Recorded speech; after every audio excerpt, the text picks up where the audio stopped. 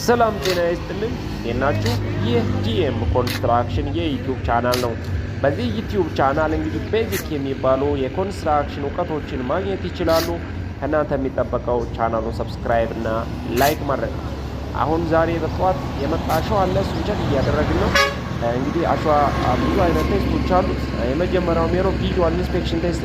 ቪዥዋሊ እንግዲህ አሸዋን ከላይ ብቻ በእጃችን በመዝገን አይደለም የምናየው፣ ወደ ታች በላየር ማየት ይኖርብናል።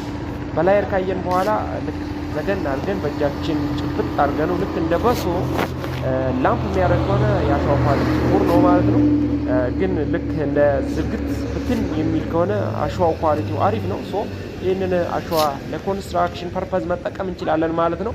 እንግዲህ ቤዚክ የሚባሉ አሸዋ ላይ ያሉ ቴስቶች ሌሎችን ሲልት ኮንቴንት ቴስት፣ ሲቭ አናላይስ ቴስት እና ሌሎች ክላይ ቴስት የተለያዩ ኢምፒዩሪቲዎች ቼክ የምናደርግበት መካኒዝም አለ።